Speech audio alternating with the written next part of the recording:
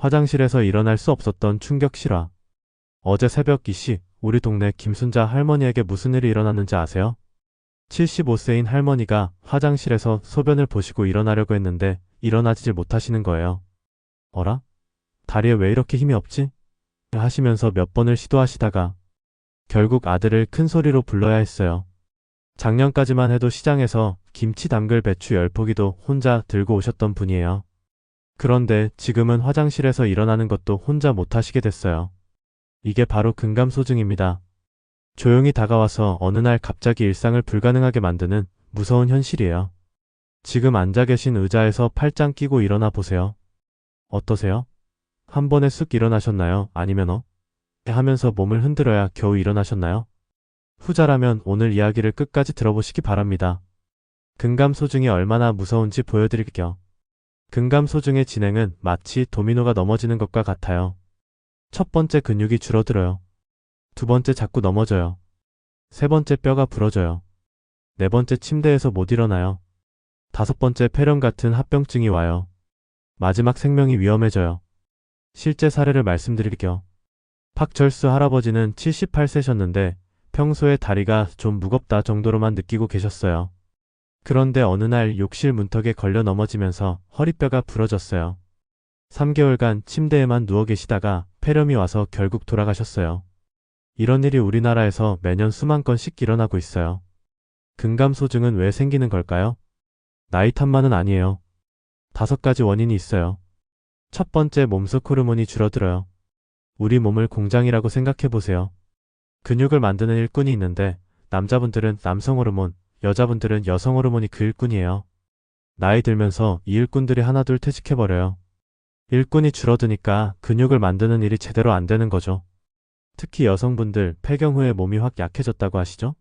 이영자 할머니는 폐경 전에 김장철에 배추 100포기도 혼자 절이셨는데 폐경 후에는 20포기만 해도 어머 힘들다고 하세요. 두 번째, 단백질을 충분히 안 드세요. 근육은 단백질로 만들어져요. 집을 지을 때 벽돌이 필요한 것처럼요. 그런데 많은 어르신들이 이런 말씀을 하세요. 고기는 소화가 안 돼. 기름져서 부담스러워. 씹기가 힘들어. 비싸서 자주 못 사 먹어. 그래서 밥에 김치, 나물 반찬만 드세요. 벽돌이 부족해서 집을 지을 수 없는 거와 같아요. 정상적으로 필요한 단백질이 하루 60g인데 실제로는 20에서 30g 밖에 안 드세요. 절반도 안 되는 거죠. 세 번째, 움직임이 줄어들어요. 근육에게는 잔혹한 법칙이 있어요. 쓰지 않으면 사라진다. 다리를 깁스했던 경험 있으세요? 깁스 풀고 나면 다리가 얼마나 가늘어져 있던지 깜짝 놀라죠. 한 달만 안 써도. 그런데 몇 년간 안 쓰면 어떻게 될까요? 무릎이 아파서 계단을 안 올라가요. 허리가 불편해서 산책도 안 해요. 넘어질까봐 무서워서 집에만 있어요. 이렇게 되면 근육은 주인이 나를 안 쓰는구나. 그럼 사라져야겠다고 판단해서 스스로 해체해버려요. 네 번째, 당뇨, 고혈압 같은 병이 있어요. 특히 당뇨가 무서워요. 혈당이 높으면 근육이 설탕처럼 녹아버려요. 김기철 할아버지는 당뇨가 있으셨는데 혈당 관리를 안 하셨어요. 혈당이 300이 넘는다고 해도 별로 아프지 않은데라고 하셨어요. 1년 후에 보니 근육이 엄청 빠져 계시더라고요. 다섯 번째, 나이 자체. 30세부터 매년 근육이 조금씩 줄어들어요. 70세 이후부터는 더 빨라져요. 30세 때 근육이 30kg였던 분이 70세가 되면 21에서 24kg로 줄어들어요.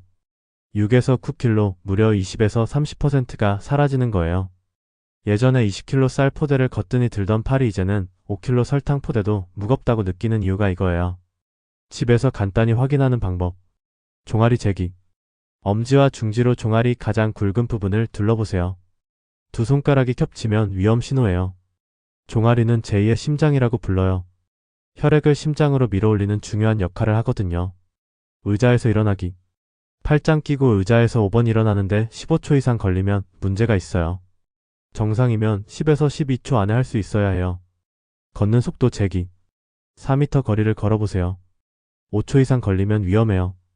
거실 한쪽 끝에서 반대쪽 끝까지 걸어보시면 돼요. 일상에서 느끼는 변화들. 김치통을 들어 올리기 힘들어요. 높은 선반 물건을 내리기 힘들어요. 무거운 문 여는 게 힘들어요. 땅에 떨어진 물건 줍기 힘들어요. 양말 신는 게 힘들어요. 3개 이상 해당되면 꼭 병원에 가보세요. 영양제로 어떻게 해결할까요?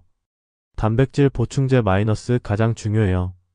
우유에서 뽑아낸 유청 단백질이 최고예요. 왜 좋을까요? 일반 음식 단백질은 몸에서 흡수되는데 2에서 3시간 걸리는데 유청 단백질은 30분 안에 흡수돼요. 하루에 몸무게 1kg당 1g이 필요해요. 60kg시면 60g이죠. 닭가슴살로 치면 300g, 달걀 10개, 두부 세모예요. 현실적으로 어렵죠? 그래서 보충제가 필요한 거예요. 한 스푼에 20에서 25g 들어있으니 하루 2에서 3스푼이면 충분해요. 언제 드시면 좋을까요? 아침 식사 후와 운동 후가 최고예요. 근육이 가장 재료를 필요로 할 때거든요. 실제 경험을 말씀드리면 70세 할머니가 처음에는 가루 같은 거 싫어라고 하셨어요. 그래서 우유에 타서 바나나 스무디로 만드시라고 했더니 3개월 후에 장보기가 예전보다 덜 힘들다고 하시더라고요. 비타민 D 근육에 힘을 주는 비타민. 비타민 D가 부족하면 근육에 힘이 없어져서 자꾸 넘어져요. 우리나라 70세 이상의 90%가 비타민 D 부족이에요. 왜일까요? 집에만 계셔서 햇볕을 못 쬐기 때문이에요. 기름진 음식과 함께 드셔야 해요. 기름에 녹는 성질이 있거든요. 그래서 식후가 좋아요. 한 할아버지가 공복에 드셨는데 효과가 없었어요. 저녁 식사 후에 드시라고 했더니 한 달 후부터 계단 오르기가 수월해졌다고 하시더라고요. 오메가3 염증을 줄여주는 기름. 나이 들면 몸 곳곳에 염증이 생겨서 근육을 파괴해요. 오메가3는 이런 염증을 줄여주고 근육이 줄어드는 속도를 늦춰줘요. 하루 1000mg 정도가 적당하고 식후에 드시면 돼요. 어떤 음식을 먹어야 할까요? 닭가슴살이 최고인 이유. 100g에 단백질 23g이 들어있어요. 기름기도 거의 없고 소화도 잘 돼요. 퍽퍽해서 싫다고 하시는데 맛있게 드시는 방법을 알려드릴게요. 찜으로 조리하기 양파, 마늘, 생강 넣고 찜기에 쪄보세요. 부드럽고 맛있어져요. 허브솔트 뿌리면 더 좋고요. 채소와 볶기 브로콜리, 파프리카와 함께 볶으면 단백질과 비타민을 한 번에 드실 수 있어요. 닭가슴살을 먼저 살짝 삶아서 부드럽게 만든 다음 볶으세요. 죽이나 스프로 씹기 힘드신 분들은 잘게 찢어서 죽에 넣거나 스프로 만드세요. 달걀 완벽한 단백질 창고. 흰자는 순수 단백질, 노른자는 비타민 보물 창고예요. 하루 2에서 3개는 드셔도 괜찮아요. 콜레스테롤 올라간다고 걱정하시는데 요즘 연구에서는 달걀 정도로는 크게 오르지 않는다고 나왔어요. 맛있게 드시는 방법. 반숙 소화가 가장 잘 돼요. 달걀찜 부드럽고 맛있어요. 미역국에 풀어서 단백질과 미네랄을 함께.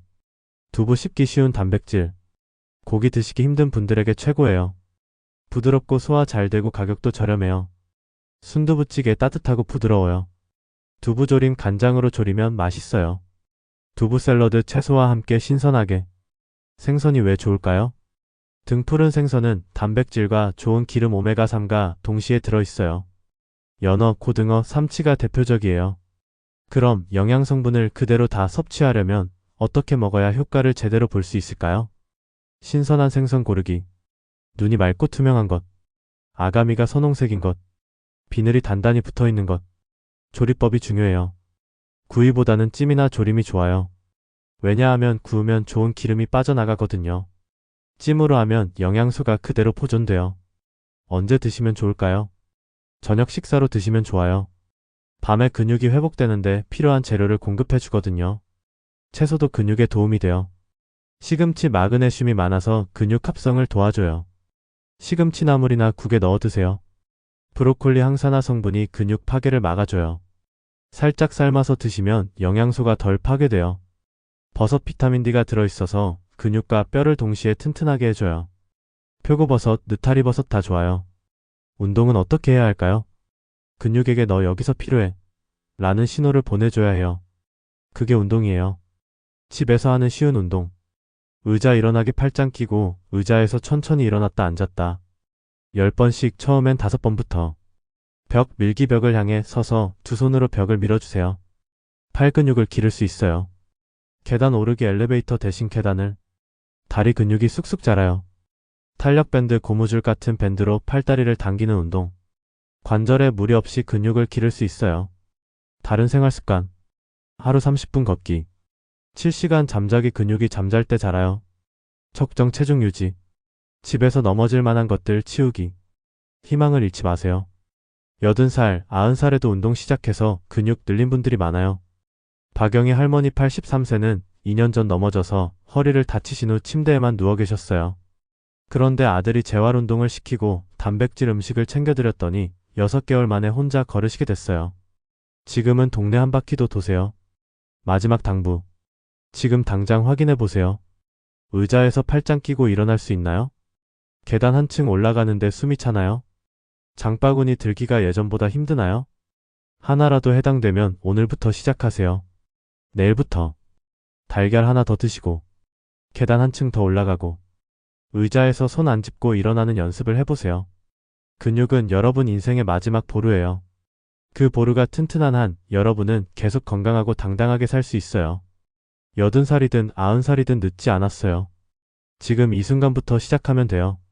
김순자 할머니처럼 화장실에서 일어나지 못하는 일이 여러분에게는 절대 일어나지 않도록 오늘부터 시작해보세요. 여러분 근육은 나이를 탓하지 않습니다. 지금부터라도 단백질을 챙기고 작은 운동을 실천한다면 무너진 기둥 같은 근육은 다시 힘을 낼 수 있습니다. 오늘 이 영상을 보신 순간이 바로 시작입니다. 혹시 의자에서 일어나는 게 힘들었나요? 그렇다면 지금 당장 근육을 지켜야 할 때입니다. 근감소증은 조용히 다가오지만 막는 건 오늘부터 가능합니다. 그리고 꼭 기억하세요. 이번 영상이 끝이 아닙니다.